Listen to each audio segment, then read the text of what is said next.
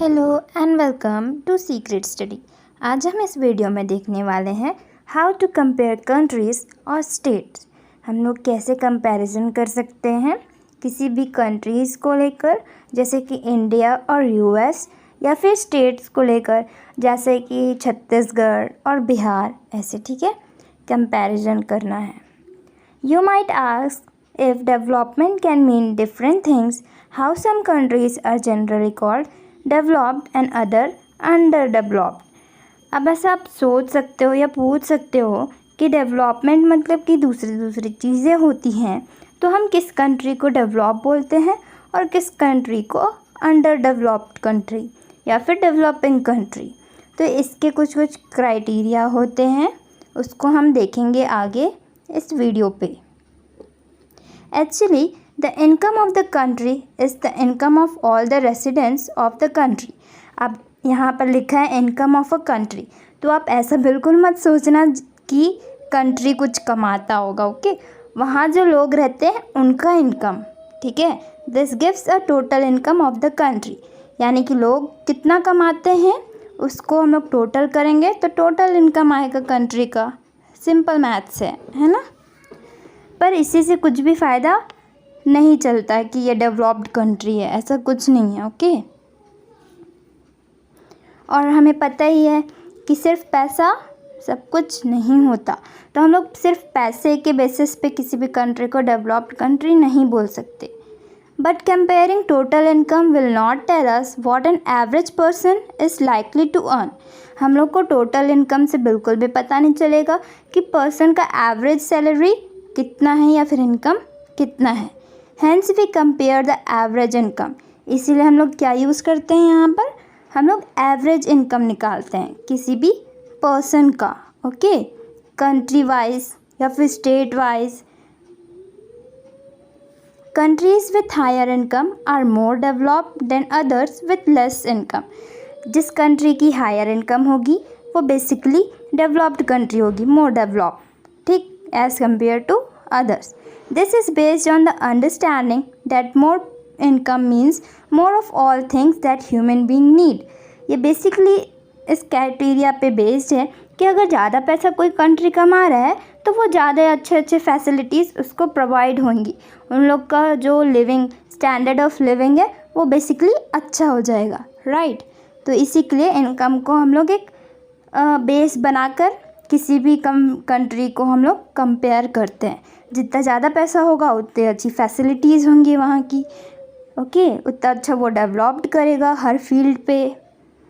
इसीलिए हम लोग इनकम को एक कंपेयरिंग कंट्रीज़, हम कंट्रीज़ को कैसे कंपेयर करते हैं, कौन कौन से बेसिस से हम उन्हें कंपेयर करते हैं।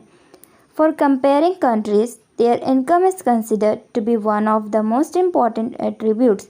यानी कि जब भी हम किसी भी कंट्री को कंपेयर करते हैं तो हम उस कंट्री के इनकम को सबसे ज़्यादा इम्पोर्टेंस देते हैं कि वहाँ के लोग कितना पैसा कमाते हैं। Of course there can be debates upon what is an important characteristics. हाँ, कुछ ऐसी लड़ाइयाँ तो नहीं बोल सकते, पर से बात विवाद होता रहता है कि सिर्फ पैसा ही ज़रूरी नहीं है, एजुकेशन पे भी ध्यान दो, ये करो वो करो, तो इसके बाद में चर्चा होती रहती है। अब देखते हैं हम लोग एवरेज इनकम और पर कैपिटा इनकम। इनकम से तो हमें कुछ भी चीज़ पता नहीं चलता है, पर एवरेज इनकम से पता चल सकता है। पर कैपिटा इनकम और average income is defined as the total income of the country divided by total population of country. यानी कि कंट्री में कितना वो उसका टोटल इनकम है, उसको अगर हम लोग डिवाइड करेंगे उसके टोटल पॉपुलेशन से, तो हमें उसका पर कैपिटा इनकम मिल जाएगा या फिर उसका एवरेज इनकम मिल जाएगा। और जिसका पर कैपिटा इनकम ज़्यादा होगा वो कंट्री बेसिकली ज़्यादा डेवलप्ड करेगी, है ना। यानी कि उस कंट्री की अधिकतर पॉपुलेशन, यानी कि ज़्यादा से ज़्यादा पॉपुलेशन अगर कुछ जॉब करेगी या पैसा कमाएगी तो उस कंट्री की बेसिकली पर कैपिटा इनकम ज़्यादा ही होगी। देखो, पर ये पेचीदा काम कौन करता है, तो world bank classifies the country on the basis of their average income. जो वर्ल्ड बैंक होता है वो सारे कंट्रीज़ का इनकम कैलकुलेट करके उसके टोटल पॉपुलेशन से डिवाइड करके उसका जो पर कैपिटा इनकम है या एवरेज इनकम है वो निकालता है, और उसके हिसाब से वो रैंकिंग करता है कि ये वाला जो कंट्री है वो डेवलप्ड कंट्री है, ये अंडर डेवलप्ड है, या फिर ये डेवलपिंग कंट्री है यानी कि डेवलप हो रहा है। ओके, अब देखते हैं हम लोग पर कैपिटा इनकम का फॉर्मूला क्या है। Total income of the country divided by total population. इसी को तो हम लोग डेफिनेशन बना सकते हैं इसी से। So simple, all the countries of the world are classified by the World Bank into 3 broad categories. यानी कि जितने भी कंट्रीज़ हैं उन लोग 3 टाइप से कैटेगराइज्ड हैं। कौन कौन से? First developing countries, second under developed countries and third developed countries. हम तीनों के बारे में आगे डिटेल से पढ़ेंगे। Okay, first, developing countries are those countries which have low middle income, $1,530 per annum।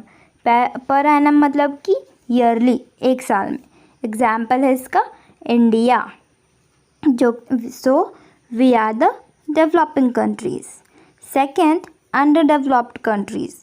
Under developed countries are those countries which have low income, जिनका बहुत ही कम इनकम होता है, $1,035 और लेस।